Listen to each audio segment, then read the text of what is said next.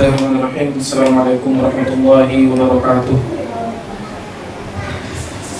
Alhamdulillah, nahmaduhu wa nasta'inuhu wa nastaghfiruh wa na'udzu billahi min shururi anfusina wa sayyiati a'malina.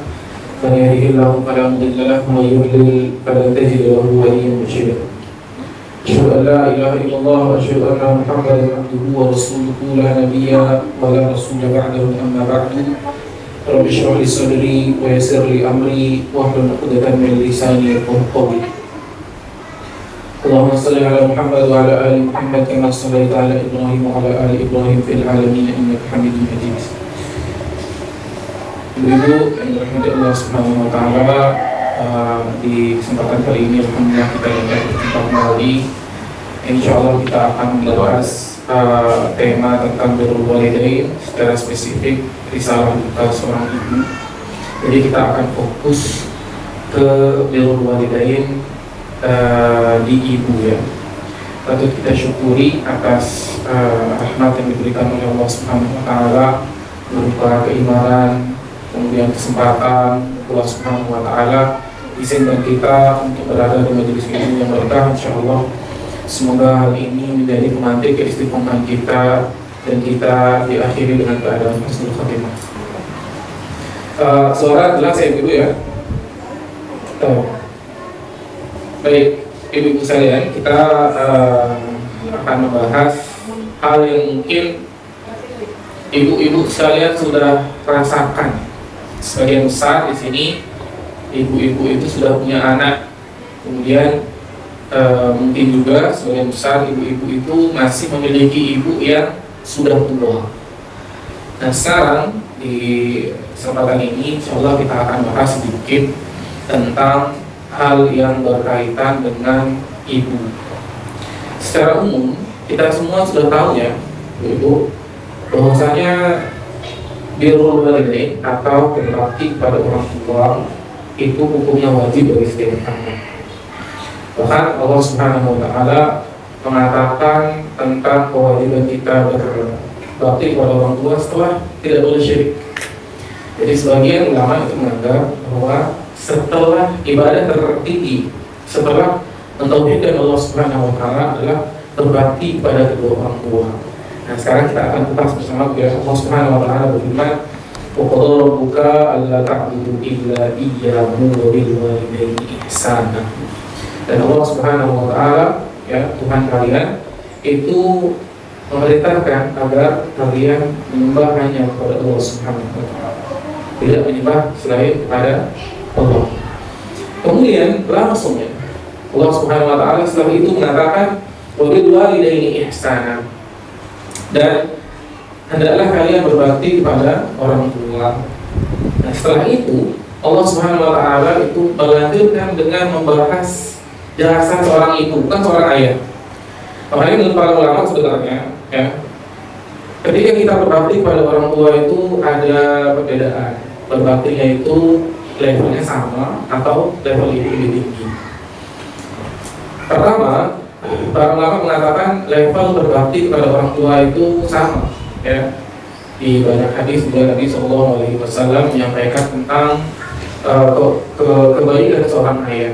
Nabi Sallallahu Alaihi Wasallam berkata dalam hadis riwayat Jabir bin Abdullah, "Anta wa maluka li abika." Dirimu dan hartamu adalah milik ayahmu. Nah, jadi bapak itu punya andil besar juga dalam hidup kita dan wajib kita berbakti kepadanya. Nah sekarang yang kita bahas dari satu sisinya, ibu yang lebih tinggi levelnya dibandingkan ayah untuk berbakti. Banyak dalilnya ya, di beberapa riwayat, di perkataan yang berbeda, sahabat itu ada yang bertanya. Di riwayat yang terkenal dari riwayat Abu Hurairah radhiyallahu anhu, seorang pemuda itu pernah berkata atau bertanya kepada Rasul, "Ya Rasulullah, man haqqun nasi bi husni sahabati?" Wahai Rasul, siapa orang yang paling berhak untuk aku berbakti kepadanya, untuk aku berbuat baik kepadanya? Kemudian Nabi Sallallahu Alaihi Wasallam mengatakan, "Ummuka, summa ummuka, summa ummuka." Siapa ibumu? Ada lagi, kemudian siapa lagi? Ibumu. Kemudian siapa lagi? Ibumu. Kemudian siapa lagi? Kemudian ayahmu. Kemudian di hadis yang lain, seorang pemuda juga bertanya, Man abarru ya Rasulullah, siapa yang paling pantas aku berbuat baik kepadanya? Rasulullah mengatakan ibumu, ibumu, ibumu, kemudian bapakmu, sama. Kemudian Nabi SAW juga mengatakan dalam hadis, aku nasihatkan kepada kalian untuk berbuat baik kepada kedua orang tua, kepada ibumu, kepada ibumu, kepada ibumu, kemudian kepada bapakmu. Nah, ini membuktikan bahwasanya level berbakti kita sebagai anak kepada ibu itu lebih dibandingkan kepada ayah, ya. Bahkan sebagian ulama mengatakan kalau misal ada 4 bagian, 3 bagian untuk ibu. Jadi 3/4 untuk ibu, 1/4 untuk bapak. Kalau misal kita mau berbuat baik 3 kali dulu ibu, baru sekali ke bapak. Nah, ini yang ayah sabar dulu ya. Sekarang kita lagi bahas masalah ibu ini, ya. Jadi kita harus spesifik ke ibu. Kemudian dari sini kita dapat ambil kesimpulan bahwasanya memang Allah dan Rasulnya itu memerintahkan kita untuk berbakti, berbuat baik kepada ibu jauh di atas ayah. Kan 3 kali lipat nih. Apabila level tersebut, dan apabila pendapat yang kita ambil pendapat ulama yang mengatakan bahwa ibu itu lebih harus kita berbakti kepadanya. Tapi ada salah satu kisah dari Imam Malik yang membuktikan bahwasanya kedua orang tua itu sebenar-benarnya adil dan sama, untuk kita punya bagian yang sama untuk kita berbakti kepada mereka berdua. Suatu hari Imam Malik pernah ditanya, "Ya Imam, aku diperintahkan oleh ayahku untuk mengunjunginya, tapi ibuku memerintahkanku untuk diam di sini. Yang mana harus aku taati?" Imam Malik mengatakan, "Taati ayahmu, kemudian mintalah ridho di ibumu." Nah, ini membuktikan bahwasanya sebenarnya sama, cuma ibu itu punya kapasitas yang lebih karena sebagian ulama mengatakan anak itu bisa lebih punya kesempatan untuk durhaka atau presentase durhaka kepada ibu itu lebih tinggi daripada kepada ayah. Baik. Ala kulli hal, Allah Subhanahu wa taala berfirman setelah mengatakan tentang ketidakbolehan kita untuk menyembah kepada selainnya, kemudian harus berbakti kepada orang tua, Allah langsung mengatakan tentang jasa seorang ibu. Nah, di sini lebihnya ya, yang akan kita bahas bersama. Allah Subhanahu wa taala melanjutkan, "Imma yablughanna indakal kibara ahaduhuma aw kilahuma fala taqul lahumu uffin wala tanharhuma wa qul lahumu qawlan karima." Kemudian imma yablughanna indakal kibar, kalau sudah misal tua, ahaduhuma aw kilahuma, salah satunya atau keduanya, janganlah kalian berkata uff kepada mereka dan jangan kalian bentak mereka, berkatalah kepada mereka perkataan yang baik. Di ayat lainnya Allah Subhanahu wa taala berfirman, "Wa wassaynal insana biwalidayhi hamalathu ummuhu." Jadi kami menasihatkan kepada kalian, kami ini maksudnya Allah Subhanahu wa taala menasihatkan kepada manusia biwalidayhi, agar berbakti kepada orang tuanya. Yang dikatakan, maksudnya hadis ini, ayat ini ya ibu sekalian.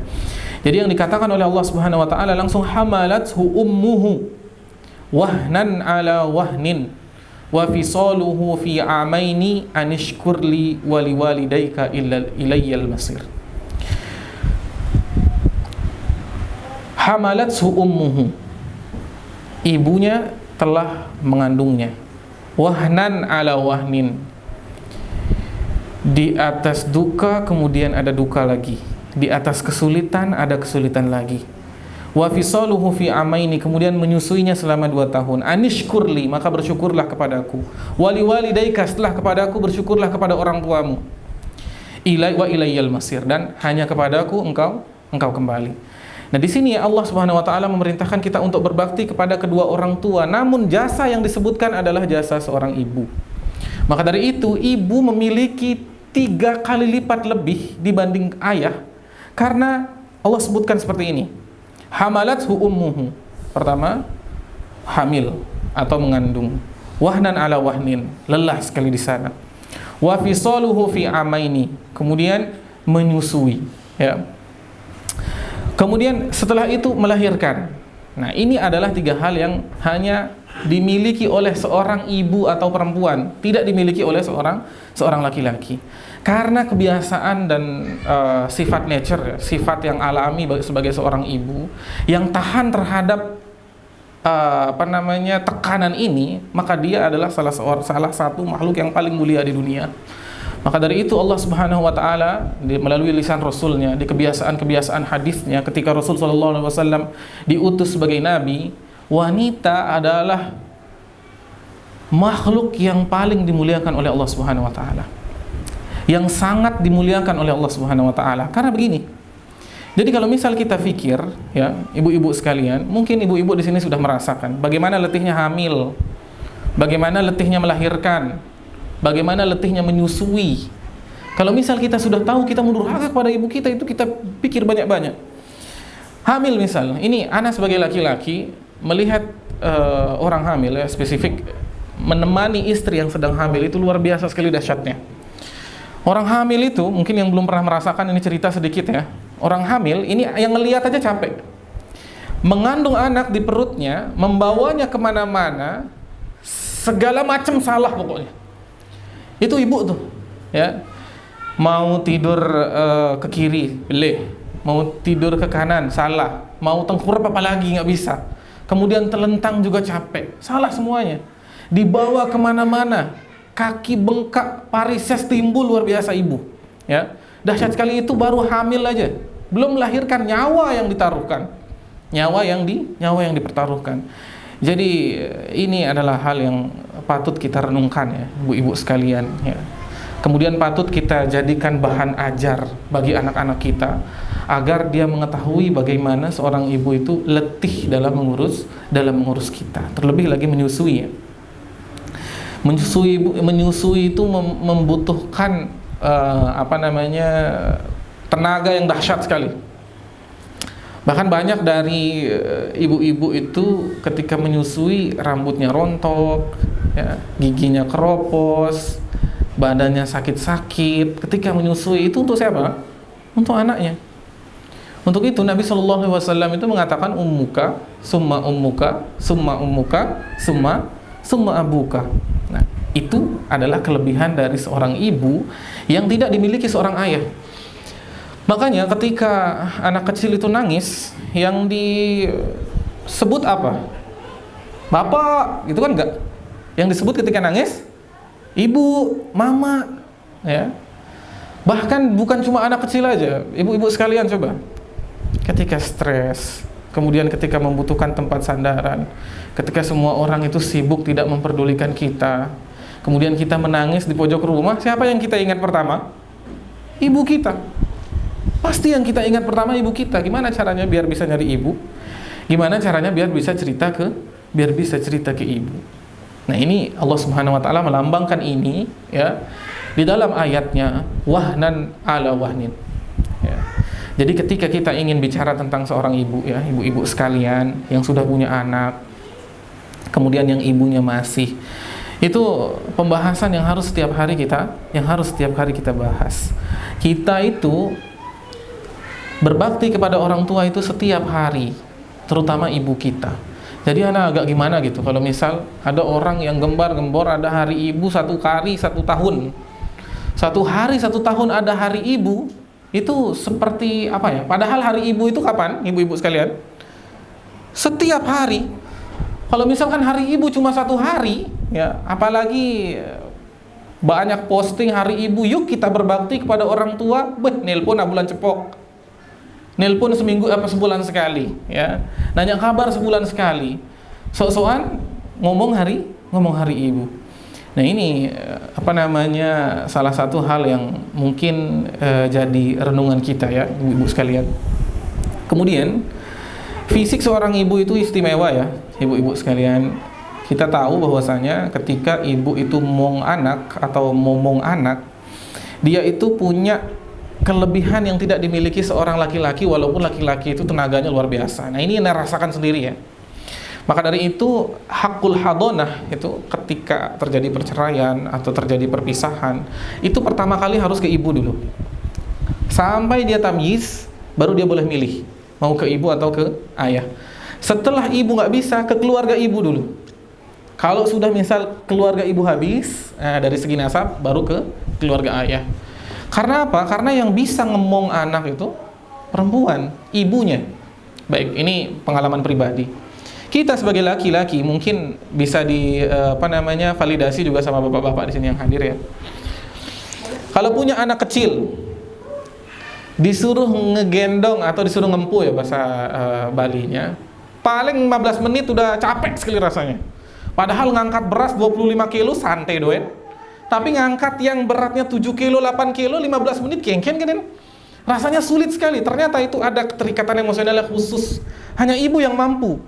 Ibu itu kalau misal lagi ngemong anaknya, nih sebagai gambaran ya, biar kita ingat sama ibu kita, kemudian kita sadar kalau misal kita ibu-ibu sedang dalam keadaan menjadi ibu. Ibu atau perempuan itu punya kelebihan tidak tidur seharian. Dan dia biasa-biasa saja. Mungkin yang punya anak kecil ngerti ya. Dia itu begadang, kemudian bangun tengah malam, tidurnya sedikit sekali, pagi harus masak untuk suami, nyiapin sekolah untuk anak. Itu luar biasa yang hanya bisa dilakukan oleh seorang ibu. Tidak tidur malam biasa aja kayaknya ya. Maka dari itu berbakti kepada ibu ini khusus ya, tempatnya khusus sekali ya.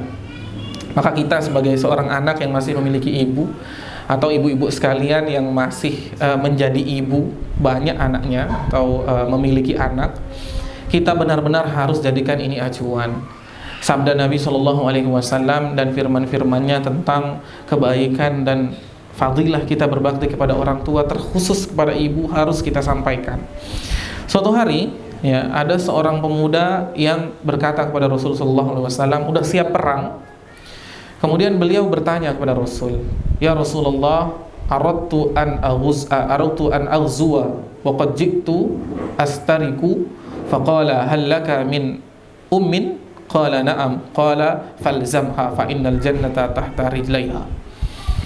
Pemuda itu berkata, "Wahai Rasul, aku ingin ikut perang. Aku sudah ikut, udah bawa perlengkapan, tinggal berangkat aja." Nabi tahu pemuda ini punya ibu yang tidak ada yang ngurus. Ibunya itu tidak ada yang ngurus. Kemudian Nabi mengatakan, punya ibu? Punya. Falzamha. Kalau misal punya ibu, pulang urus ibumu, nggak usah ikut perang. Ya. Sesungguhnya surga itu ada di bawah telapak kaki ibu. Nah, ini adalah hadis yang diriwayatkan oleh Imam Nasai, dan hadis ini riwayatnya sahih. Jadi memang benar ya hadis yang mengatakan surga itu ada di bawah telapak kaki ibu.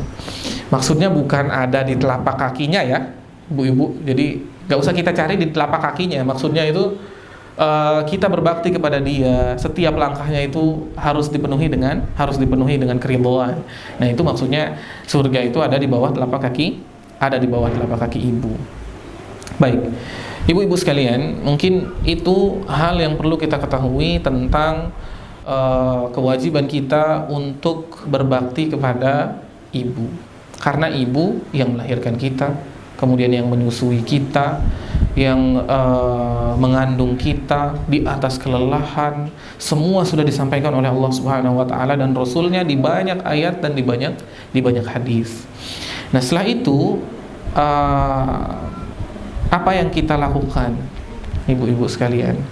Jadi tahu kita keutamaan berbakti kepada ibu itu apa. Nah, setelah itu apa? Setelah kita mengetahui itu apa?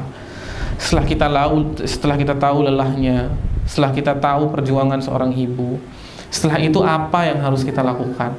Ibu-ibu sekalian, seorang ibu itu sangat membutuhkan perhatian.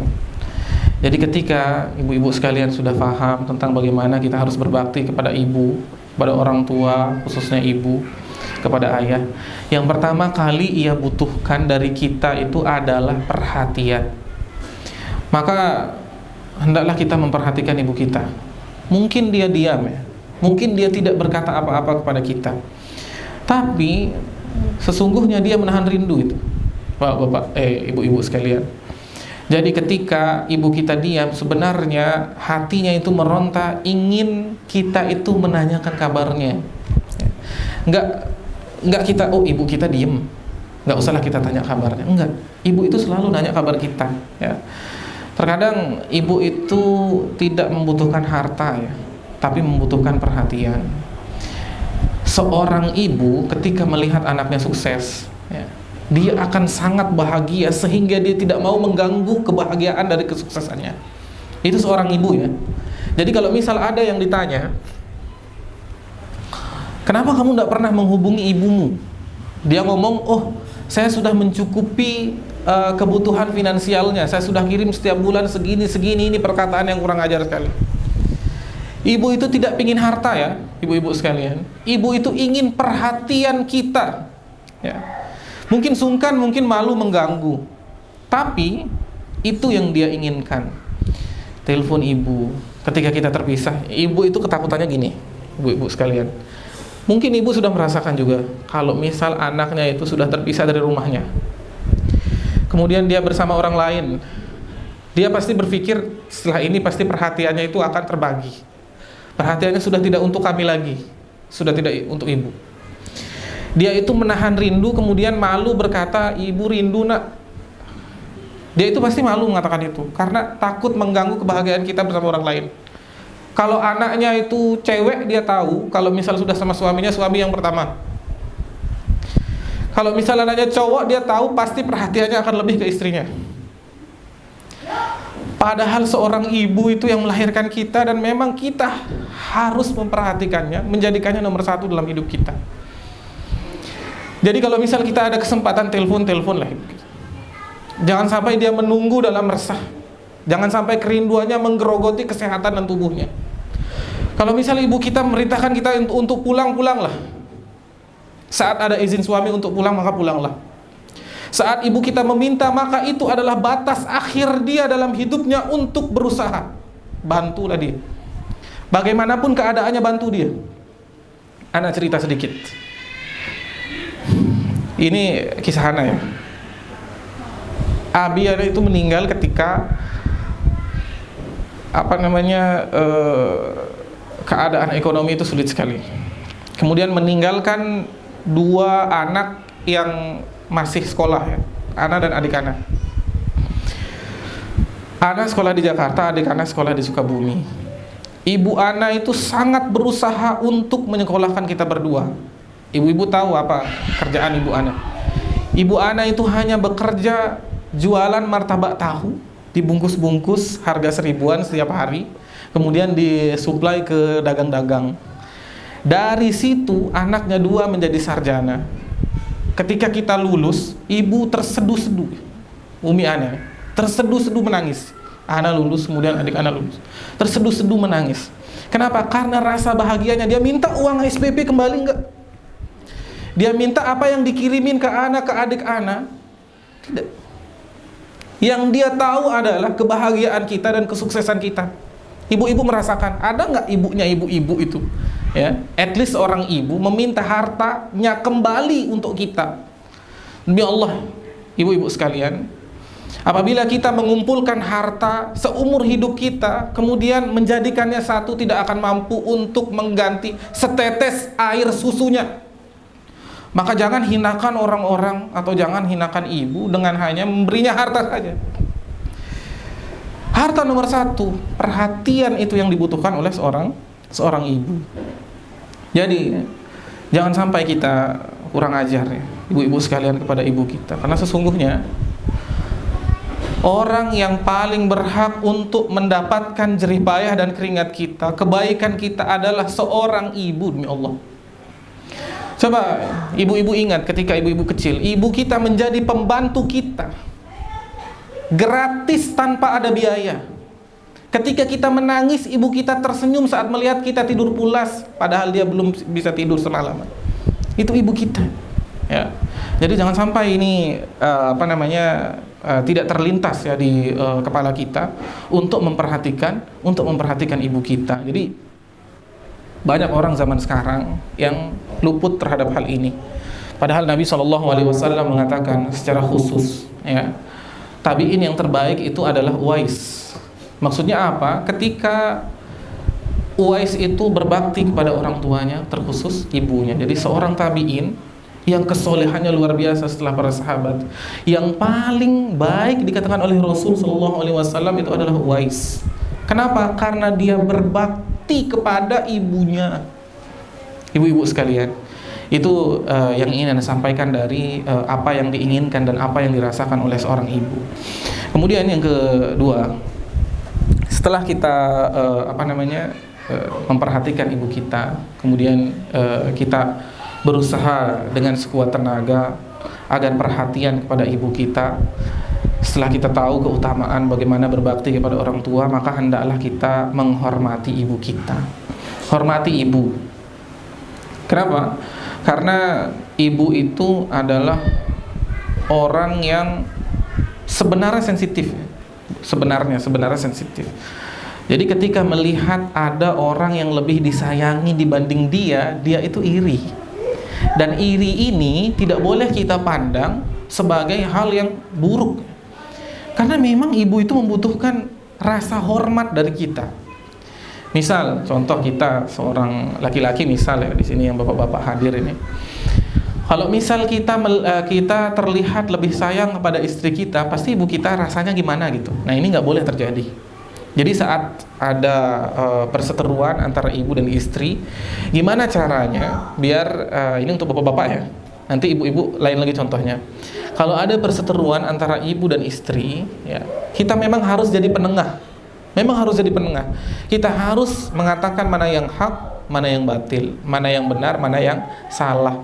Tapi kecondongan bela kita itu harus pada ibu. Jadi kecondongan kita untuk membela itu adalah kepada ibu. Nah, setelah itu kita kasih pengertian kepada istri kita dan ibu kita. Sebenarnya ini yang salah, sebenarnya ini yang benar. Tapi ibu, mohon maaf nggih. Itu adalah rasa hormat kita. Kemudian ketika ada perseteruan ya antara suami dan ibunya. Nah, ini juga sama ya. Ibu itu tetap harus taat kepada suami ya, tapi harus mencari keridhaan ibu. Baik. Ada satu hal ya yang mungkin masih ada kaitannya ibu-ibu sekalian, apabila kita itu, ini sebenarnya untuk laki-laki ya. Apabila untuk ibu-ibu yang anaknya itu udah berumah tangga. Sebenarnya secara etika ibu-ibu itu kalau misal anaknya sudah berumah tangga nggak boleh ikut campur rumah tangga anaknya. Kalau misal ada kebatilan atau keburukan yang ibu-ibu lihat, maka harus disampaikan dengan baik. Tidak boleh langsung ikut campur serodot sana sini walaupun anak ibu-ibu itu laki-laki. Ya, tetap harus menjaga perasaan menantu. Baik, ibu-ibu sekalian, itu adalah hal yang dapat kami sampaikan tentang risalah duka seorang ibu. Karena memang terkadang ibu itu berduka tapi dukanya itu tidak terlihat ya. Ibu itu rindu tapi tidak terucap. Ibu itu merasa sakit tapi tidak diketahui sakitnya ya. Sakit di hatinya ya. Anaknya itu jauh, tidak memperhatikannya. Anaknya itu bersama orang lain tidak menghormatinya ya. Ini adalah dosa besar. Banyak kisah tentang orang atau seseorang yang ibunya itu tidak ridho kepadanya, hidupnya itu berantakan. Sebaliknya ketika ibunya itu ridho, subhanallah, hidupnya dipenuhi dengan keberkahan. Untuk itu Nabi SAW bersabda, ridallah fi ridal walidain wa sukhtullah fi sukhtil walidain. Ridho Allah Subhanahu wa taala itu berada di ridho orang tua. Amarah Allah Subhanahu wa taala berada di amarah orang tua. Jadi kalau misal kita itu diperintahkan untuk berbakti kepada orang tua, maka berbakti itu sifatnya mutlak. Kecuali untuk bermaksiat kepada Allah. La ma'budu bihaqqin, la ta'ata li makhluqin fi maksiatil khaliq.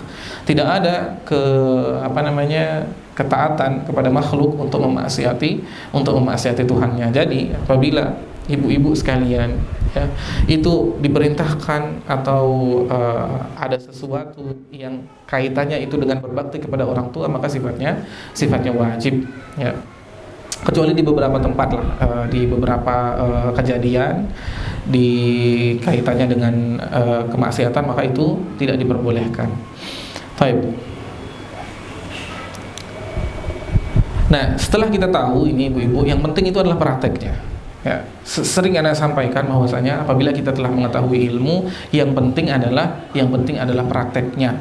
Jadi ibu-ibu datang dari sini, pulang, ibu-ibu sadar bahwasanya ibu itu adalah orang nomor satu di hidup kita, yang kita wajib berbakti kepadanya.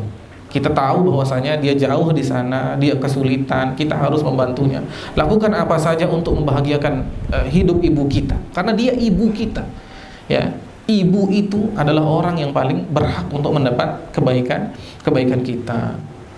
Jangan hanya di depan saja, atau jangan hanya menggaungkan dengan status saja.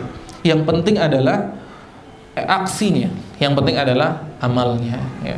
Jangan hari ibu ya, dipinjemin uang 100 sulit sekali, ya, diminta tolongin ndak datang. Nauzubillah min dzalik. Baik.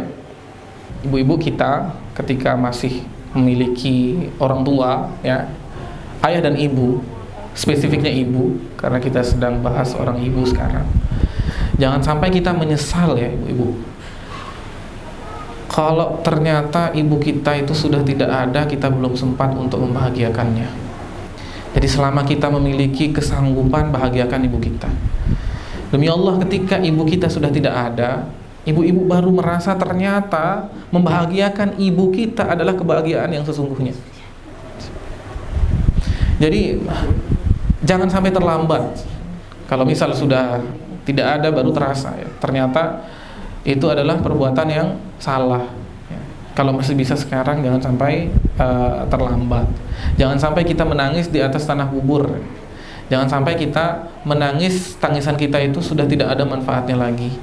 Mungkin kita bisa bersedekah untuk ibu kita, mendoakan ibu kita agar diringankan dosa-dosanya oleh Allah Subhanahu wa taala. Tapi secara fisik kita tidak bisa rasakan lagi. Selama masih ada, ibu kita sudah tua, maka urus dia. Ibu kita membutuhkan bantuan, maka bantu dia. Kalau misal nggak bisa mandi sendiri, mandiin. Jangan nyuruh babysitter, kita yang mandiin, kita yang ngurus, kecuali di satu dan lain hal kita tidak mampu untuk melakukannya. Tapi sekali-kali kita memang harus lakukan, karena dulu kita dipandiin, kita dicebokin, semua hal yang berkaitan dengan fisik itu kita diladenin. Itu ibu.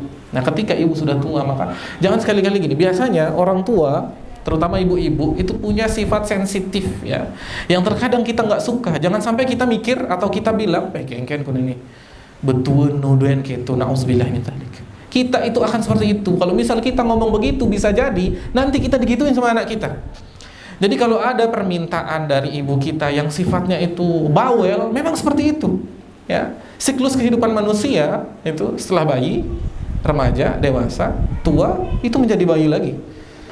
Tingkahnya memang seperti itu. Jadi hendaklah ibu-ibu sekalian, ya, kita semua jangan sampai menyesal ibu kita sudah tidak ada, baru kita menyesal. Nauzubillah min dzalik. Baik. Ada surat, ya, dari seorang ibu yang ana sampaikan tadi. Ini mungkin agak lama, ya, ana bacanya, tapi bagus sekali suratnya. Nah, ini adalah inspirasi dari kajian kali ini. Nama suratnya itu Risalah Seorang Ibu. Jadi insya Allah di sini anak akan bacakan suratnya. Ibu-ibu sekalian bisa diperhatikan, karena ini adalah kisah nyata, ya, surat duka dari seorang ibu. Setelah ini kita door prize. Sampai zuhur kan waktunya, Mas? Ya. Baik. Bismillah, ya. Judul suratnya ini Risalah Seorang Ibu, biar ibu-ibu itu ngerti, ya, bagaimana seorang ibu itu sakit hatinya apabila anaknya itu durhaka. Anakku, tidak salah kiranya jika ayah mengirimkan bersama risalah ini surat duka dari seorang ibu atas pengabaian anaknya. Anak yang ia rindu dan harapkan, anak yang telah memperoleh keberhasilan pendidikan, simak dan bacalah. Jadi ini benar terjadi, ya. Ini surat memang benar-benar ditulis oleh seorang ibu. Anakku sayang, buah hati, cinta dan cahaya mataku. Ketika ibu memulai risalah cinta ini untukmu, ibu dihantui beribu bayangan antara dosa dan kewajiban. Ibu takut jika risalah ini dianggap sebagai tuntutan ibu agar engkau berbakti dan membalas jasa. Padahal semua itu sangat jauh dari keinginan orang tua yang miskin ini. Bukan karena ibu tidak membutuhkan bantuan, tapi karena ibu mengerti bahwa semua yang ibu lakukan untukmu adalah kewajiban untuk memelihara amanah Allah Subhanahu wa taala. Kemudian ibu merenung, haruskah ibu membiarkan dirimu dalam kelalaian, melukai hati tua yang dirundung malang? Namun dengan cinta dan kerinduan ibu memaksakan diri menulis risalah ini, karena yang ibu takutkan hanyalah derita yang segera menderamu. Anakku, entah berapa lembar kertas terbuang karena tintanya dilunturkan oleh air mata kesedihan. Entah berapa lembaran yang ku remas karena setiap kali terasa aku merobek dan menambah lukaku. Entah berapa lembaran ibu campakkan karena ketakutan ibu pada pengabdian, atau lembaran ini kau campakkan seperti engkau mencampakkan harapan tuaku. Namun akhirnya dengan rasa malu dan air mata yang tidak lagi jatuh di lembaran ini, sebab ia telah jatuh di atas luka hati ibu, ibu memaksakan diri menggoresnya. Sengaja ibu pilih kertas yang harum dan berwarna sesuai dengan yang engkau cintai, ibu. Ibu berharap dengan engkau mau membuka lembaran ini dan membacanya hingga selesai. Setelah itu semua kembali kepadamu. Sayang ibu, jika kata ini tidak menyakitimu, jika kata ini tidak mempermalukanmu, jika kata ini tidak menghinakanmu, namun jika ia melukai dan menodai, maka singkirkanlah. Lupakanlah kata sayang itu. Anakku, sejenak kepergianmu meninggalkan ibu adalah alasan pendidikan, masa depan serta cita-cita. Ibu selalu rindu untuk melihatmu, namun setiap langkah ingin mendekatmu. Maka langkah itu terhalang oleh ketuaan dan kemiskinan ibu yang malang ini, tidak mampu membiayai pendidikanmu. Karena wanita tua ini hanyalah seorang pembantu yang memalukan bagimu. Namun tak pantaskah mata tua ini melihat keberhasilanmu? Anakku, masih kuat dalam ingatan tua dan derita hatiku. Dulu ketika engkau berhasil dengan gelar sarjanamu, engkau memang tidak memberitahu ibu, dan ibu paham dan berusaha untuk mengerti bahwa kemiskinan dan ketuaan ini memang tidak pantas berdampingan dengan toga kebesaranmu. Hari itu nak, ibu merasa bahagia. Tidak ada kebahagiaan yang lain kecuali keberhasilanmu, walau ibu tahu engkau tidak membutuhkan itu. Namun terdorong rasa cinta dan rindu, sebagai usaha ibu berusaha hadir hanya sekedar untuk melihatmu. Di sudut miskin dan kesepian, ibu melihat betapa senyum dan tawa kebahagiaanmu bersama orang yang engkau cintai, namun bukan ibu. Karena ketika ibumu hanyalah berteman dengan duka dan air mata, ketuaan dan keriput tulangku semakin menghimpit hati dalam kepedihan.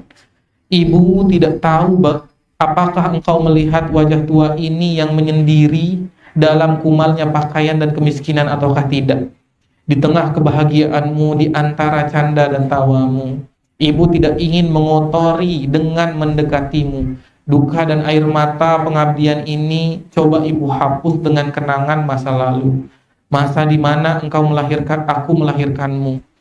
Bukankah masa itu engkau juga abaikan dan mengabaikan ibu? Engkau tidak pernah mengerti beratnya ibu mengandung. Hari demi hari berat badan dengan varises yang semakin menonjol, terkadang ibu tidak mampu berjalan keletihan. Semua itu terabaikan karena harapan kesehatan dan kebaikanmu.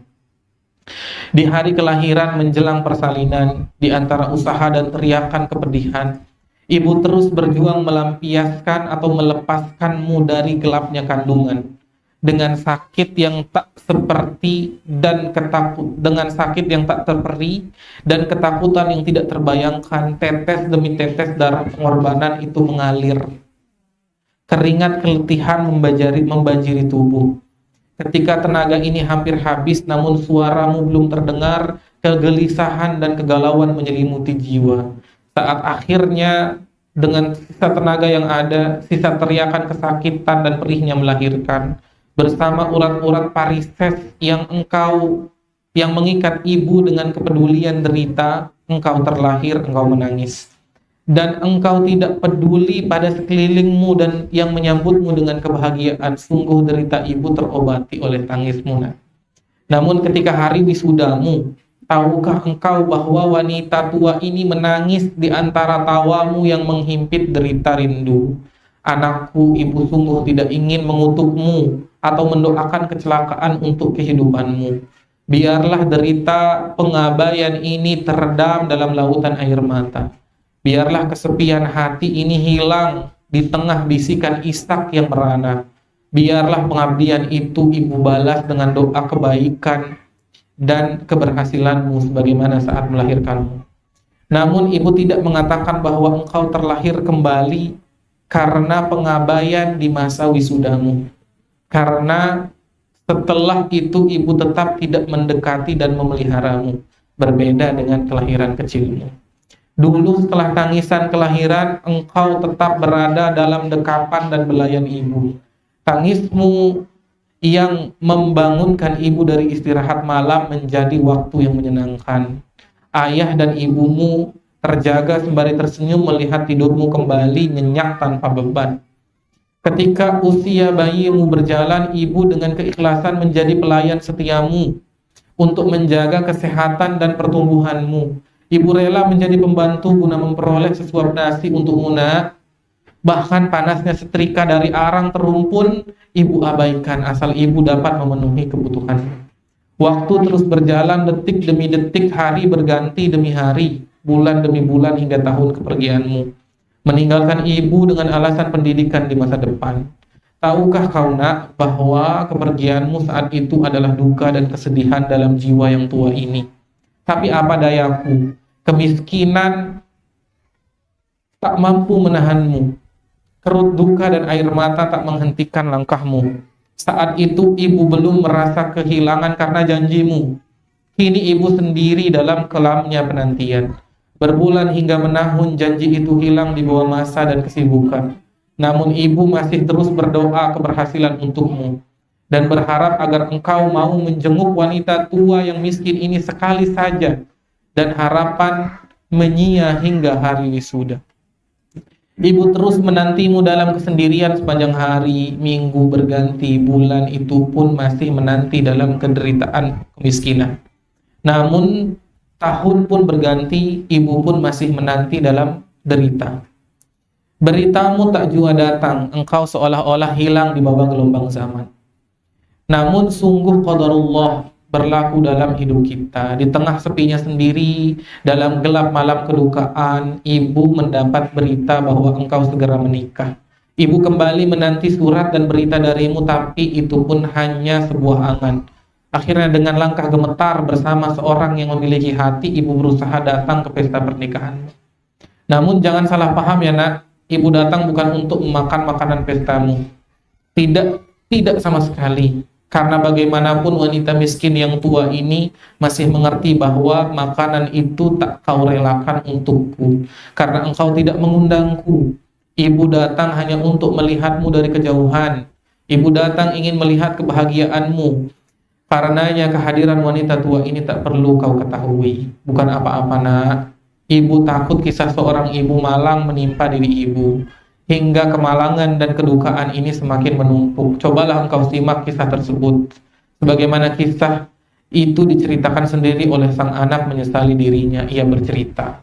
Ibu ini menceritakan bagaimana seorang anaknya.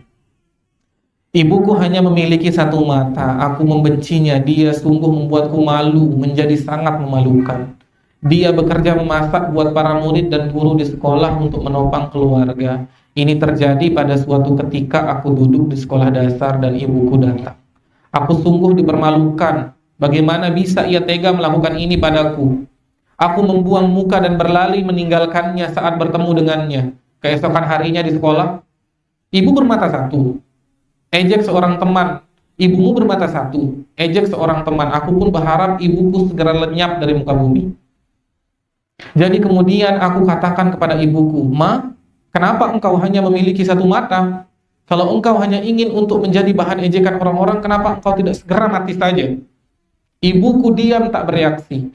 Aku merasa tidak enak, namun di saat yang sama aku rasa aku harus mengatakan apa yang ingin aku katakan selama ini. Mungkin ini karena ibuku tidak pernah menghukumku, akan tetapi aku tidak berpikir kalau aku itu telah sangat melukai perasaannya. Malam itu aku terjaga dan bangun menuju ke dapur untuk mengambil segelas air minum. Ibuku sedang menangis terisak-isak mungkin karena khawatir membangunkanku. saat ku tatap ia dan kemudian pergi meninggalkannya. Setelah aku mengatakan perasaanku sebelumnya padanya, aku merasa tidak enak dan tertekan. Walau demikian, aku benci ibuku yang menangis dengan satu mata. Jadi aku bertekad untuk menjadi dewasa dan menjadi orang sukses. Kemudian aku tekun belajar, aku tinggalkan ibuku dan melanjutkan studiku ke Singapura. Kemudian aku menikah, aku membeli rumah dengan jerih payahku, kemudian aku mendapat anak-anak. Sekarang aku tinggal dengan bahagia. Sebagai seorang yang sukses, aku menyukai tempat tinggal ini karena tempat ini dapat membantuku melupakan ibuku. Kebahagiaan ini bertambah besar dan besar ketika suatu saat ada yang datang ke rumahku. Aku bertanya, "Apa? Siapa ini?" Wanita tua itu menjawab, "Ini adalah ibumu." Masih dengan mata satunya, aku merasa seolah-olah langit runtuh menimpaku. Bahkan anak-anakku lari ketakutan melihat ibuku yang bermata satu. Aku bertanya padanya, "Siapa kamu?" "Aku tidak mengenalmu." Kukatakan seolah-olah itu benar. Aku memakinya, "Berani sekali kamu datang ke rumahku dan menakut-nakuti anakku. Keluar dari sini sekarang juga." Ibuku hanya menjawab, "Maafkan aku mungkin salah alamat." Kemudian ia berlalu dan hilang dari pandanganku. Oh syukurlah, dia tidak mengenaliku. Aku agak lega. Kukatakan pada diriku kalau aku tidak akan khawatir atau akan memikirkannya lagi, dan aku pun merasa lebih lega. Suatu hari sebuah undangan menghadiri reuni sekolah dikirim ke alamat rumahku di Singapura. Jadi aku berbohong pada istriku bahwa aku akan melakukan perjalanan dinas. Setelah menghadiri reuni sekolah, aku mengunjungi sebuah gubuk tua yang dulu merupakan rumahku. Hanya sekedar ingin tahu saja. Di sana aku mendapati ibuku terjatuh di tanah dingin, tapi aku tidak melihatnya. Ia mengeluarkan air mata. Ia memegang selembar kertas di tangannya, sebuah surat untukku. "Anakku, aku rasa hidupku cukup sudah kini, dan aku tidak akan pergi ke Singapura lagi. Tapi, apakah ini terlalu berlebihan bila aku mengharapkan engkau yang datang mengunjungiku sekali-kali? Aku sungguh sangat merindukanmu dan aku sangat gembira ketika mendengar engkau datang reuni sekolah. Tapi aku memutuskan untuk tidak pergi ke sekolahan demi engkau. Dan aku sangat menyesal karena aku hanya memiliki satu mata dan aku telah sangat memalukan dirimu. Kau tahu ketika engkau masih kecil, engkau mengalami sebuah kecelakaan dan kehilangan salah satu matamu. Sebagai seorang ibu, aku tidak bisa tinggal diam melihat engkau akan tumbuh besar dengan hanya memiliki satu mata. Jadi kuberikan salah satu mataku untukmu. Aku sangat bangga akan dirimu yang telah dapat melihat sebuah dunia yang baru untukku. Di tempatku dengan mata tersebut, aku tidak pernah merasa marah dengan apa yang engkau pernah lakukan kepadaku. Beberapa kali engkau memarahiku, bahkan membenciku. Anakku, itulah sebabnya mengapa si miskin renta ini tidak berani muncul di pestamu. Walaupun untuk itu air mata ini terus mengalir di tawamu. Bibir ini terus bertengger menahan kegetiran pengabaian atasmu di senyummu. Tangan tua ini tak mampu melambai. Hari itu yang ada hanyalah air mata, duka yang panas membakar hati seorang ibu yang telah berusaha untuk sabar dan berdoa. Ini surat seorang ibu untuk anaknya, dan memang ini benar-benar terjadi. Jadi seorang ayah melihat surat ini, kemudian ia kirimkan untuk anaknya. Allahu a'lam bishawab. Jadi itu surat yang harusnya bisa menggambarkan betapa ibu itu sangat ikhlas untuk menimang kita, ya, memelihara kita. Terkadang ada kekurangan yang terjadi di diri ibu kita itu karena kita, ya. Kaki ibu kita panjang sebelah, pinggangnya sudah tidak lagi lurus, itu terkadang karena kita. Jangan sampai kita malu, ya, ibu-ibu sekalian, dengan fisik ibu kita, wal'iyazubillah. Ajak dia masih ibu kita. Baik. Semoga ini dapat menambah ketakwaan kita, ya. Kemudian kita menjadi semakin peduli dengan ibu kita. Baik. Baik, pertanyaan pertama.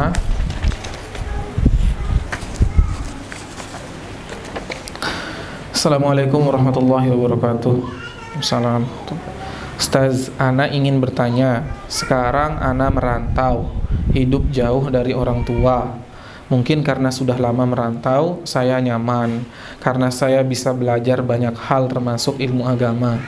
Ibu dan ayah saya meminta saya untuk pulang, tapi saya masih ingin di tanah rantau karena saya tidak suka untuk pulang lama. Apakah saya berdosa, Ustaz? Saya rasa kalau di kampung saya asing sekali. Taib. Ini sudah punya suami ya? Ibu, ini mungkin kurang lengkap. Gini ibu-ibu sekalian, kalau misal orang tua kita, nah ini Ana udah bahas tadi ya.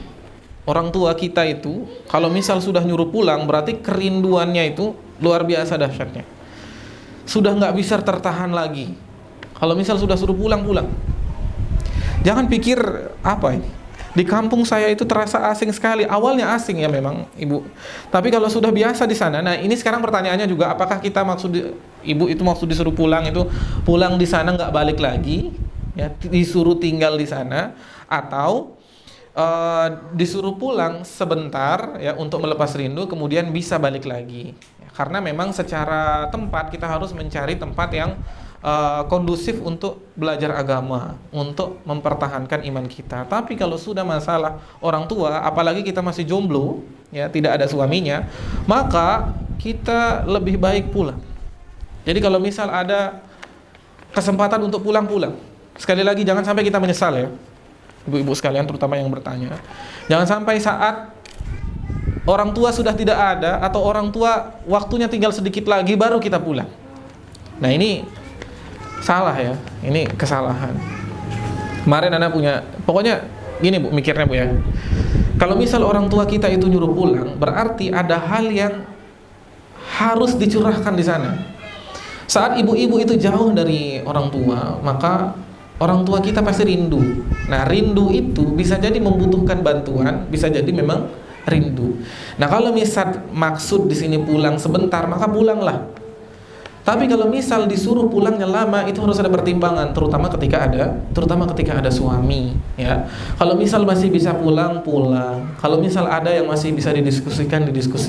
Jangan sampai kita menyesal. Mungkin di awal di kampung itu asing ya, ibu-ibu sekalian, tapi di awal kehidupan sehari-hari insyaallah akan terbiasa. Nah, turuti ya keinginan orang tua itu. Kalau misal masih bisa kita turuti, maka kita turuti. Kemarin Ana lanjut S2 di UIN Syarif Hidayatullah di Jakarta. Kemudian setelah ingin berlangsung 1 semester itu di daftar di Bogor Imam Tobari, ibu nelpon nyuruh pulang. Nggak pakai lama Ana langsung pulang. Ya. Ibu di sini bahagia sekali ketika Ana pulang. Jadi ibu nelpon, "Halo, Assalamualaikum Jeb, bisa nggak pulang?" Ana ngomong, "Oh nanti Lebaran pulang mak." Maksudnya pulang terus, tinggal di sini aja. Mama udah tua.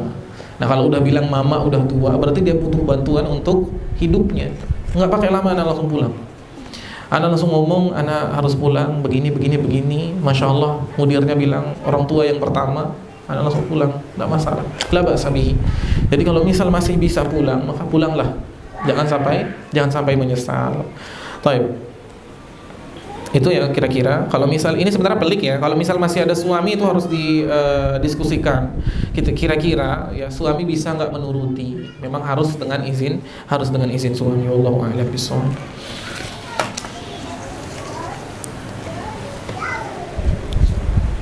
Baik.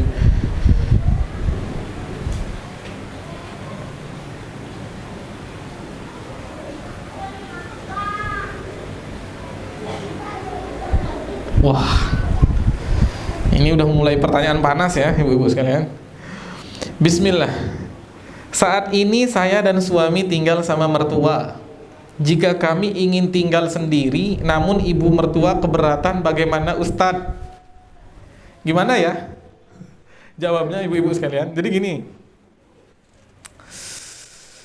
mertua itu kan artinya ibunya suami, mertua. Nah, hidup ibu-ibu sekalian memang harus taat sama suami. Tapi saat kita sudah berkeluarga, memang lebih baik tinggal terpisah dengan mertua, itu lebih baik. Tapi ketika mertua itu membutuhkan bantuan suami, ya, nggak bisa tinggal kecuali dengan suami, ya, maka lebih baik tinggal dengan rumah terpisah. Caranya ya diskusi, ya, bargain sama mertua. Gimana kalau misalkan tinggal begini, saya tinggal di luar, ibu nanti tak kunjungi berapa lama atau berapa minggu atau berapa bulan sekali itu dikunjungi. Nanti akan ada komunikasi yang intens, ibu tidak akan saya telantarkan. Kalau misal bisa dikondisikan dan didiskusikan kepada suami. Tapi kalau misal ibu dari suami, kan kalau suami itu nomor satu ibu, ya, dengan pertimbangan nomor satu ibu. Kemudian kalau istri yang nomor satu suami. Jadi kalau misal suami tidak mengizinkan atau mertua ibu itu tidak mengizinkan suami ibu untuk keluar tinggal terpisah, maka suami itu taat kepada ibu. Nah, di sini dah pinternya diplomasi. Jadi suami juga harus benar-benar mendiskusikan ini dengan istri dan ibu. Nah, suami juga harus menjaga perasaan istri. Kadang memang, ya, kita harus akui, sebaik apapun mertua pasti aja ada masalah sama menantu. Kalau misal tinggal berdua terus, sebaik apapun menantu pasti ada miskomunikasi sama mertua, ya, pasti itu. Hampir tidak mungkin mulus terus, pasti ada crashnya. Maka dari itu lebih baik hidup terpisah. Walaupun belum punya rumah sendiri, masih harus ngontrak, masih harus ngekos, nggak apa-apa, ngontrak ngekos aja. Tinggal kalau misal bisa pisah dengan mertua, maka pisah, tinggalnya sendiri. Nah, sekarang itu jadi bahan diskusi ibu yang bertanya ini, ya. Kira-kira suaminya sanggup nggak? Kira-kira ibunya meridhoi nggak? Bapaknya meridhoi nggak? Kalau misalkan meridhoi, maka keluar pindah, lebih baik tinggal sendiri, jangan tinggal sama mertua. Nah, ini harus benar-benar didiskusikan dan dikasih pemahaman. Nah, ini kan ada pertanyaan lagi. Ini apakah tinggalnya itu dengan mertua dua orang yang masih bisa mengurus hidupnya sendiri, atau mungkin masih bisa nyewa ART dan sebagainya, atau hanya ibunya saja, yang mana suaminya punya tanggung jawab untuk merawat ibunya, maka itu ibu nggak boleh ditinggalkan, ya. Kira-kira seperti itu. Semoga menjawab pertanyaan Bu. Tapi kalau misal ditanya secara umum, Ustaz, mana lebih baik, tinggal sama mertua atau tinggal sendiri? Jawabannya fix, tinggal sendiri. Walaupun ngontrak, walaupun ngekos, jawabannya tinggal sendiri. Wallahu a'lam bishawab. Dan kita kalau misal punya menantu, kita harus punya keridhaan juga, ya, punya hati yang lapang juga. Kalau misal rumah tangga anak kita itu pengen sendiri, ya, nggak ikut campur sama kita, maka kita harus rela, ya. Jangan, itu kan anak saya, terserah saya dong dia mau tinggal di mana. Wah, berat, ya. Tipe mertua kayak gini nih menakutkan sekali. Mertua yang asik itu kan bisa diajak diskusi, kemudian sudah jadi ibu sendiri, mau minta apa-apa ke sana. Nah, itu harus jadi pribadi mertua yang seperti ibu gitu loh, memahami perasaan menantu. Secara umum itu, ya. Secara umum itu jawaban dari pertanyaan ibu ini.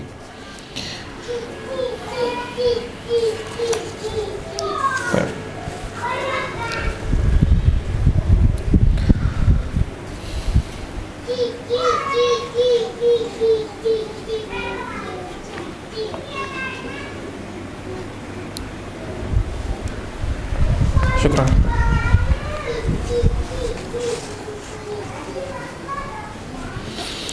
Bismillah Ustaz, izin bertanya, sejauh mana doa ibu yang buruk itu terkabulkan? Jazakallahu khairan. Kenapa ibu sampai bisa berdoa buruk ini untuk anaknya? Berarti anaknya durhaka, ya. Kalau misal anaknya itu tidak durhaka, doa ibu, masa tiba-tiba ibu ngedoain buruk, kan aneh, ya. Jadi gini Bu, ada dua kemungkinan kenapa ibu itu marah kemudian berdoa buruk untuk kita. Yang pertama, kita melanggar idealismenya. Kemudian yang kedua, kita memang durhaka. Nah, kalau kita melanggar idealisme ibu kita, ya, atau orang tua kita lah, ya, dan idealisme itu salah, kemudian dia mendoakan keburukan bagi kita, maka doa itu tidak sampai. Jadi misal gini, kita itu berbuat baik. Kemudian perbuatan baik itu nggak sesuai sama apa yang diyakini oleh ibu kita atau orang tua kita.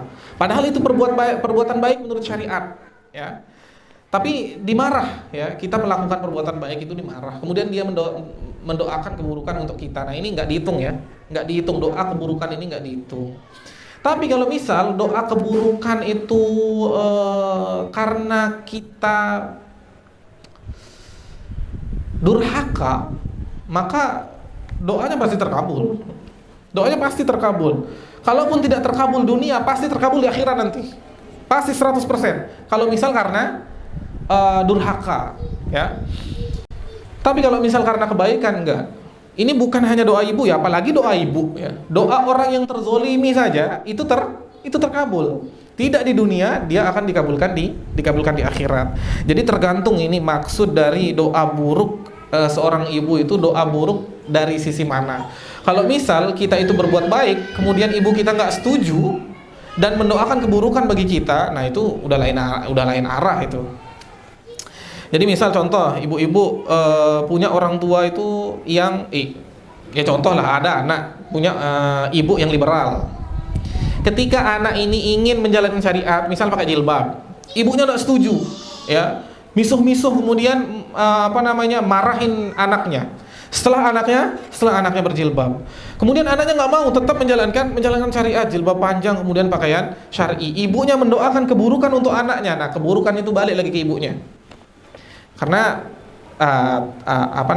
tidak tepat sasarannya. Orang melakukan kebaikan kok didoakan buruk. Jadi yang terzolimi siapa?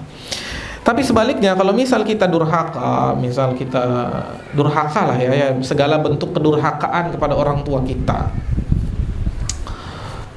Ada cerita yang luar biasa dahsyatnya. Seorang ibu yang menulis surat untuk anaknya. Ibu ini sakit sekali hatinya karena anaknya sudah tidak memperdulikannya. Jadi dia nulis surat, anaknya menikah tidak dikabarin, anaknya lulus kuliah tidak dikabarin, anaknya sudah tinggal berkeluarga, punya anak tidak dikabarin. Ketika ibunya datang, ibunya tidak diakuin. Nah ini nih, tapi nggak serta-merta jadi batu terus jadi batu kayak malin kundang, enggak, ya. Pokoknya maksud dari doa karena kedurhakaan ini, ya, doa yang pasti dikabulkan oleh Allah Subhanahu wa taala, karena ibu kita dia udah ibu terzolimi lagi. Nah, kalau seperti itu maka terkabul, ya. Pasti terkabul. Doa orang yang dizolimi itu terkabul, apalagi seorang ibu. Tergantung doa buruknya itu karena apa. Baik. Kira-kira itu, Bu, ya. Bismillah. Ustaz, ana sudah tidak punya mertua, namun suami ana masih punya tante dan om dari ayah dan ibunya. Apakah menyantuni mereka termasuk birrul walidain? Baik.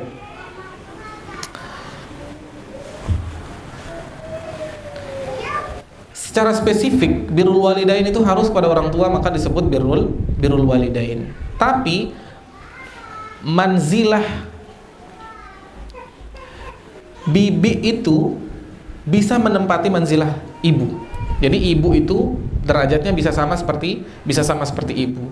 Pahalanya ketika kita berbakti kepada bibi kita, ya, apabila derajatnya itu seperti ibu yang mengasuh kita, maka pahalanya insyaallah hasil Allah Subhanahu wa taala sama dengan birrul walidain.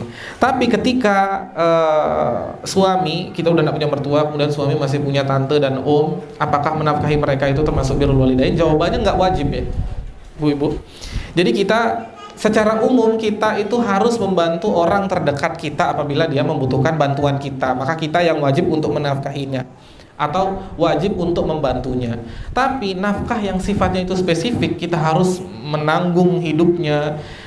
Apabila ada sesuatu yang terjadi itu kita walinya. Nah, kalau misal itu enggak, ya, kalau misalkan ke om sama ke bibi itu enggak. Tapi kalau misal mau menyantuni dia, maka kita mendapatkan pahala, insya Allah kita mendapatkan pahala sedekah.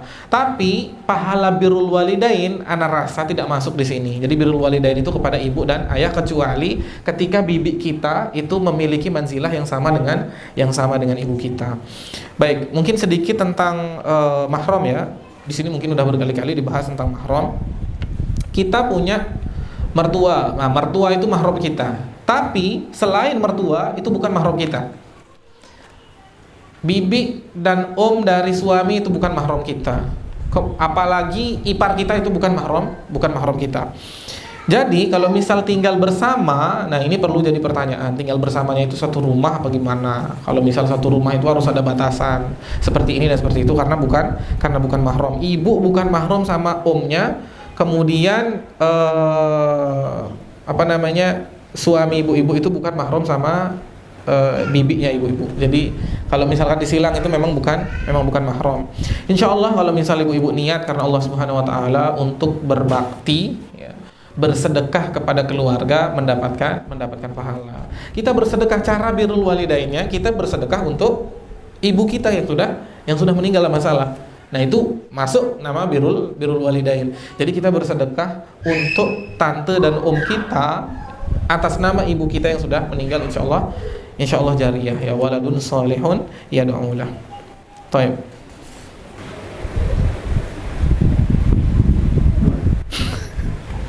Baik. Ustadz, kadang kalau saya telepon ibu itu curhat. Anaknya yang ini begini, anaknya yang itu begitu. Apakah ini termasuk kami dalam bergibah ya Ustadz? Tidak dipungkiri ya ibu-ibu sekalian, ternyata bergibah di telepon bersama ibu itu masuk juga ternyata. Jadi di telepon itu yang pertama kali disampaikan, ada kabar baru nggak Bu? Nah ini maksudnya gibah nih. Nauzubillahi min dzalik. Jadi dijauhi yang seperti ini. Gini Bu, gibah itu gimana ya? Kalau misal gini, misal orang tua punya anak 3, tapi yang perhatian sama dia cuma 1 aja, atau yang benar-benar punya niat atau aksi untuk berbakti kepada orang tua cuma 1 aja. Nah yang 1 ini sering nelpon ibunya, kemudian ibunya curhat tentang saudara-saudaranya yang tidak memperhatikan dia. Apakah ini termasuk gibah? Kalau misal ada kemaslahatan, artinya gini, kalau misal anak nomor 1, nomor 2, nomor 3, yang perhatian nomor 1.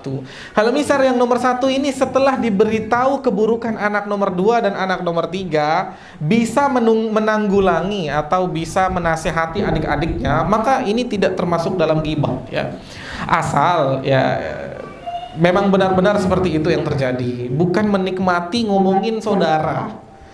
Kalau misal apalagi sampai ada bumbunya, saudaranya biar kelihatan buruk di depan ibunya berniat agar saudara yang 1 ini benci kepada anaknya atau mendapatkan keuntungan dari anak yang nomor 1 dengan menjelek-jelekkan anaknya, gini misal. Ibu sudah diperhatikan oleh semua anaknya. Anak nomor 1, anak nomor 2 dan anak nomor 3. Tapi ketika nelpon anak nomor 1, dia menjelek-jelekkan kedua anaknya untuk mendapat keuntungan dari anak nomor 1, nggak boleh juga. Misal, nih si C dan si B dan si C masa sebulan cuma ngasih 100.000, kurang ajar nggak namanya itu? Ibu kan susah jadi hidup cuma dengan 100.000, kamu ngasih 1 juta dong nak, misalkan kayak gitu. Contoh yang ngejelek-jelekinnya seperti itu. Tapi itu memang buruk sih kalau misal 100.000 sehari sebulan ya. Kalau misal mampu lebih lah daripada itu. Tapi modelnya seperti itu. Jadi bisa jadi masuk ke dalam ghibah, bisa jadi tidak. Kalau misal dia itu diceritakan keburukannya begini dan begitu, kita bisa menanggulanginya, maka nggak masalah. Itu bentuk curhatan, keresahan seorang ibu lah ya. Dan kita menanggulanginya nggak langsung dengan nasihat ya, dengan sindiran atau dengan hal yang sifatnya baik, itu nggak masalah. Tapi kalau misal ini ngomongin saudara ya, ngomongin saudara nggak boleh, apalagi ngomongin orang lain nggak boleh, apalagi ngomongin saudara ya. Jadi jangan, kita kalau misal ngomong atau berkeluarga, Allah Subhanahu Wa Taala berfirman, fa anzir ashiratakal aqrabin, maka hendaklah kalian itu memberitahu keluarga kalian terlebih dahulu. Apabila ada keburukan, setelah kita, keluarga kita dulu. Apalagi apabila ada kemungkaran, setelah kita, keluarga kita dulu. Jadi jangan orang lain dulu kita kasih tahu, keluarga kita biarin. Apalagi dalam masalah orang tua. Kalau misal ibu kita sakit hati dengan saudara-saudara kita, maka kita punya tanggung jawab untuk menasihati saudara-saudara kita. Nah, itulah firman Allah Subhanahu wa taala, peringatkanlah keluarga kalian yang terdekat terlebih dahulu. Jangan sampai orang lain kita nasihati, orang lain kita baikin, tapi keluarga kita nggak kita baikin. Banyak yang seperti ini ya. Kepada orang lain dia itu royal sekali, masya Allah, berakhlak sekali kepada orang lain, tapi kepada ibunya bentak-bentak. Na'udzubillah. Kepada suaminya bentak-bentak. Kepada orang lain kelihatannya baik, syahdu, tapi sampai rumah mau berarahan semuanya. Ibunya dibentak, disuruh ini nggak mau, dinasihatin itu nggak mau, suaminya dibentak, diperintah ini nggak mau, diperintah itu nggak mau. Waliyadzubillah.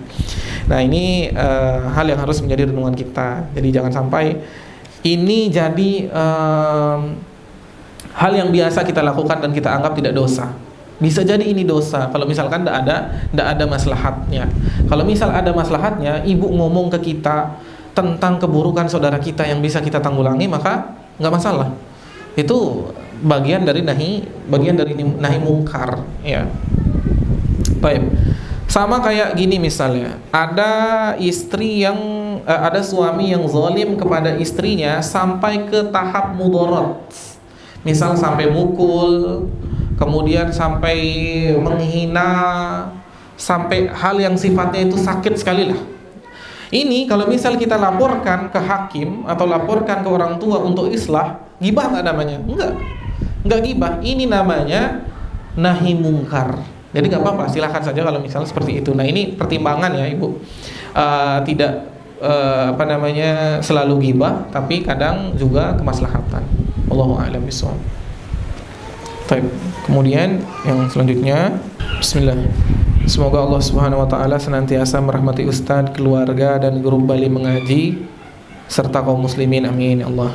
Ini doa untuk Mas Puja ya, biar tahan berada di belakang kamera. Subhanallah, barakallahu fik. Baik.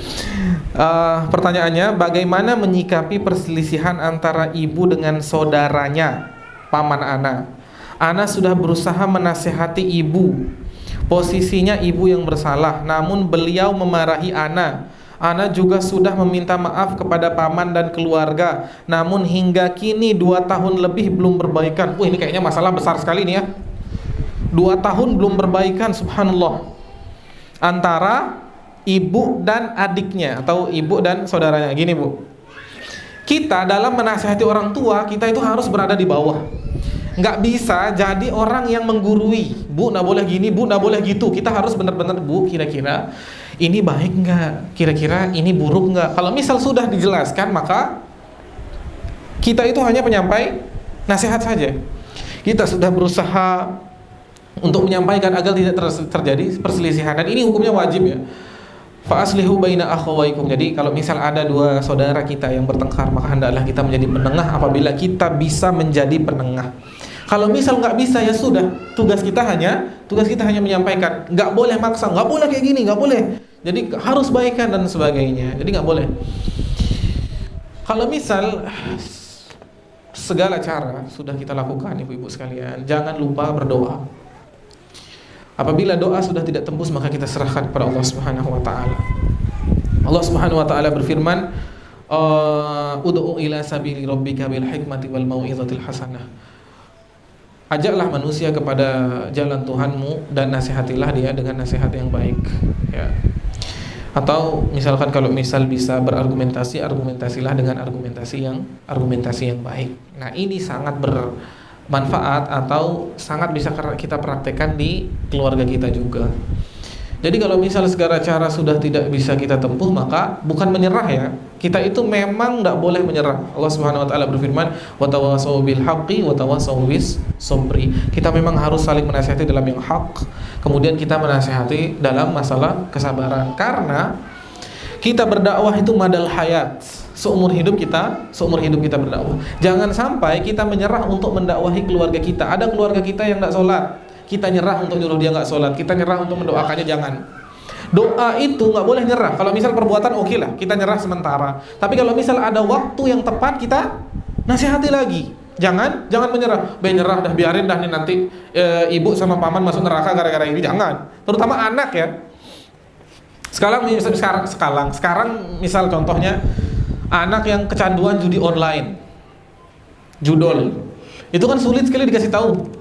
Jadi kalau misal ada yang seperti itu, jangan sampai menyerah. Ada ibu-ibu yang pernah nanya tentang anaknya. Anaknya itu saking kecanduan sama judi online sampai rumahnya itu kosong. Sampai meja-meja seperti ini dijual, AC dijual, TV dijual, lampu dijual untuk judi online. Sambil terseduh-seduh dia berkata, apa yang harus saya lakukan? Jadi mau gimana? Pasti semua sudah anak tanya. Ibu sudah minta tolong ke orang yang disegani untuk menasihati dia apa belum? Itu cara yang pertama. Kalau misal sudah, gimana lagi caranya? Kecuali doa ya. Tergantung apa permasalahannya. Jadi kita memang harus melihat permasalahannya dulu. Kalau misal masalahnya judi online, jangan dikasih jual barang, jangan dibantu. Kalau misal dia pinjem ngomong tobat, jangan. Itu adalah cara kita untuk membantu dia. Nah sekarang tergantung perselisihannya itu apa. Kalau misal kita mau mendamaikan orang karena perselisihannya dia, kita lihat perselisihannya apa. Kalau misal perselisihannya itu berat, maka memang benar-benar harus islah. Harus ada satu yang mengalah. Tapi ketika satu sudah mengalah, yang satu masih batu, ya sudah mau gimana lagi? Ya.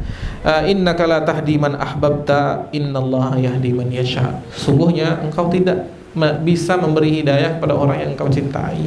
Allah Subhanahu wa taala yang memberi hidayah kepada siapa yang Dia kehendaki. Nah, itu dalil utamanya. Yang penting usaha ya, Bu ya. Jangan sampai ibu-ibu itu nyerah ya. Atau ibu yang punya permasalahan ini jangan sampai menyerah. Harus ngelihat kondisinya. Kalau misal belum bisa dinasihati sekarang berarti nanti. Kalau belum bisa nanti berarti besok ya. Harus kita lihat keadaannya dan lihat duduk perkaranya. Tergantung nih duduk perkaranya apa. Baik. Kadang ada orang yang sangat terluka hatinya, misal dengan perkataan atau perbuatan. Saking terlukanya dia sampai tidak bisa menerima realita. Tidak bisa menerima realita. Contoh misal, ada kisah di kampung ya. Ini mungkin Anda udah pernah cerita ya. Wallahu a'lam bishawab. Ada kisah di kampung, ibu-ibu sangat mengidamkan salah seorang ikhwan. Nah, ibu ini pengen banget ikhwan ini nikah sama anaknya. Kemudian ngomonglah ke keluarga ikhwan. Nah, setelah ngomong, si ikhwan dan keluarganya setuju. Tapi la qadarullah, ibu dari anak dari ibu ini tidak suka dengan ikhwan yang sangat disukai sama ibu ini. Jadi gitu ya. Jadi anak, ini kalau ada papan tulis lebih oke nih. Tapi nggak usah lah, cerita aja Mas, santai. Jadi anaknya nggak suka sama yang ikhwan. Nah akhirnya yang ikhwan mau gimana lagi, karena yang cewek nggak mau, akhirnya nggak mau dia menciderai kehormatannya sebagai laki-laki. Setelah itu nggak jadi. Nah ibu marah ke anaknya, marah ya ke ikhwannya juga. Jadi ke yang laki-laki juga marah. Nah saking nggak terimanya sampai bertahun-tahun tidak tegur sapa. Lewat berapa kali lebaran nggak mau salaman. Ya walaupun gak harus salaman di lebaran ya. Sudah minta maaf sudah. Ya, pokoknya itu udah karena sakit hati. Dinasihatin sudah, begini sudah. Namanya jodoh di tangan Allah Subhanahu wa taala. Kita nggak bisa atur, nggak terima sama takdir Allah Subhanahu wa taala. Nah, ini harus kita jadikan acuan. Terkadang Imam Abu Hatim mengatakan, dinukil oleh Imam Ibnu Qudamah dalam kitab Mukhtasar, orang itu punya kecintaan masing-masing di dunia. Jadi kita itu ada cinta dengan ini, ada cinta dengan ini. Kemudian ia mengatakan semua yang ia cintai di dunia itu akan dia tinggalkan ketika sudah masuk dalam kubur. Jadi aku menjadikan kecintaanku hanya amal baikku kepada Allah saja, karena amal baikku yang bisa menemaniku di dalam kubur. Jadi kalau misal permasalahannya itu masih seputar dunia yang seharusnya masih bisa dimaafkan, ingat semua yang ada di dunia itu pasti akan meninggalkan kita, ibu-ibu. Pasti akan meninggalkan kita. Cinta saja sama amal baik amal baik kita. Jadi jangan sampai kita menyerah ya.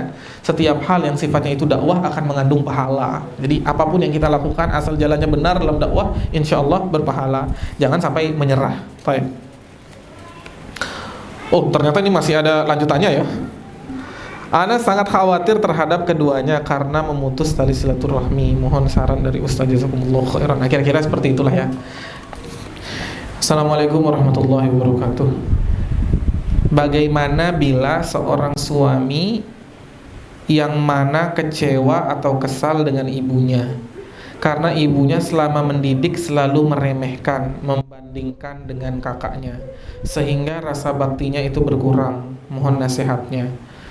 Suami selalu berkata, ibu yang bagaimana yang bisa aku baktikan kalau ibuku bermain dukun, apa-apa tanya dukun. Mohon nasihatnya Ustadz, cara agar suami bakti kepada ibunya, karena saya selalu mengingatkan sejelek apapun orang tua tetap orang tua. Jazakumullah khairan. Bukan anak aja yang bisa durhaka ya, orang tua juga bisa durhaka, Bu. Salah satu kedurhakaan orang tua adalah membandingkan anaknya. Sekali lagi, Ana sampaikan ibu-ibu, salah satu perbuatan buruk orang tua adalah membanding-bandingkan anaknya, baik dengan anaknya sendiri ataupun dengan anak orang lain. Jangan sampai terbersit di lisan kita. Yang harus terjadi itu hanya nasihat yang keluar. Apabila kita bisa menjadikan contoh baik, boleh kita jadikan contoh baik untuk memotivasi anak kita. Namun apabila membandingkan yang sifatnya itu sakit, jangan sampai. Jangan sampai. Maka di sini Ana sangat wajar ya. Ini pertama, Ana sangat wajar kepada suami ibu yang terjadi ini. Dia marah karena dia diremehkan dan dibandingkan dengan saudaranya, itu adalah kewajaran, tapi tidak boleh sampai menjadi durhaka. Terutama saat ibunya tenggelam dalam kesyirikan, dia nggak boleh lepas tangan. Nggak boleh lepas tangan. Jadi nggak boleh bilang, ibu yang mana yang harus aku baktikan sedangkan dia main dukun lah. Ibu yang mana? Ya ibu yang itulah. Emang berapa punya ibu? Satu kan? Jadi kalau misal ada keluarga kita yang terjerumus dalam kesyirikan, kewajiban kita adalah mengeluarkannya apabila kita mampu. Jadi kalau misal masih bisa main dukun, kalau masih bisa menasihati, maka nasihatilah dengan berbakti kepada ibu kita. Kalau misal gara-gara diremehkan, bakti kita jadi hilang kepada ibu, itu durhaka juga namanya. Kenapa? Karena kita sudah bahas tentang bagaimana ibu itu mengasuh kita, melahirkan kita, menjadikan kita seorang anak di dunia, menjadi pelayan kita ketika kita kecil. Nah itu ibu kita. Soal membanding-bandingkan itu memang tidak boleh bagi orang tua. Tapi itu tidak boleh menjadi alasan seorang anak untuk durhaka kepada orang tuanya, nggak boleh.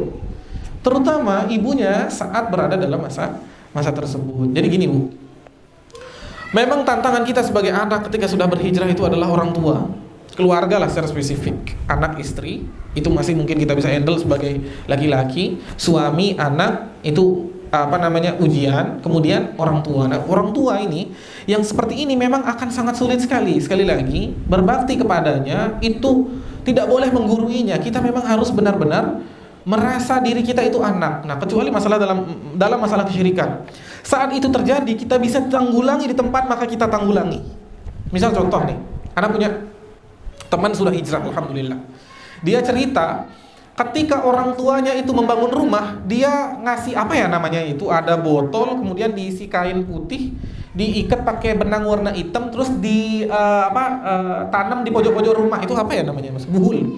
Anda nggak tahu ya? Itu karena sihir itu banyak sekali. Nah, dia sudah hijrah, kemudian dia tahu itu nggak boleh, itu langsung dilarang di tempat. Nah, itu harus. Jadi kemungkaran ketika kita bisa tanggulangi di tempat, kita tanggulangi. Nggak boleh bilang nggak boleh ini syirik. Nggak boleh, jangan lakukan ini dengan nasihat dan cara yang baik tentunya. Nah, karena kesyirikan itu dosa besar ya. Kharij, orang yang melakukannya itu dapat keluar dari agama. Jadi ada kisah ini, nauzubillah min dzalik, ya Allah karim. Semoga tidak terjadi di diri kita. Ini anak sendiri yang saksikan. Orang tua yang main dukun seperti ini hidupnya hancur berantakan. Suatu hari ada ibu yang punya anak cewek. Ini anak kenal orangnya. Ini anak benar-benar saksikan bagaimana hidup mereka. Anak cewek ini disukain sama satu laki-laki. laki-laki ini terlihat kaya nih, dalam tanda kutip Bu ya, terlihat kaya, bukan orang kaya beneran. Jadi setiap kali nyari anaknya, ini anaknya nggak mau nih sama laki-laki ini. Pokoknya laki-laki ini kelihatan nggak bener lah. Setiap datang ke rumahnya itu dia merayu ibunya. Ini ibunya masih kental hurufatnya. Dia merayu ibunya. Bu, saya nanti kalau misalkan sudah menikah dengan fulana, saya nanti biayain ibu begini, begini. Pokoknya dia dirayu lah. Tahu nggak akhirnya apa? Ini kan nggak mau nih anaknya. Akhirnya ibunya membantu calon menantunya untuk nyari pelet untuk melet anaknya, naudzubillah. Jadi dicariin dukun. Calon menantunya dicariin dukun untuk melet anaknya, kena. Anaknya mau sama orang ini. Kemudian setelah menikah 1 tahun atau berapa tahun kemudian ketahuan ternyata yang laki ini tidak kaya beneran, naudzubillah. Mobil yang selama ini dia pakai itu bukan mobil dia, mobil bosnya. Dia dipecat dari tempatnya. Kemudian anak yang dicariin pelet ini diceraikan sama dia karena sudah tidak mampu lagi. Nyari cewek lain dia. Setelah diceraikan, ibu dari anak ini sakit menahun, tidak bisa melihat, tidak bisa mengecap. Kemudian diabetes yang akut yang sampai borok itu. Pokoknya hidupnya hancur berantakan, keluarganya hancur berantakan, anaknya durhaka semuanya. Jadi bahkan anaknya, dia tinggal di rumah anaknya. Ini sebagai contoh ya, betapa kesyirikan itu dapat menghancurkan hidup kita. Dia punya anak 6, yang mau nampung cuma 1. Ketika dia tinggal di rumah anaknya yang 1 ini, beras pun dia harus bayar. Coba bayangkan. Jadi anaknya mau menampung ibunya asal ibunya yang beli beras. Coba.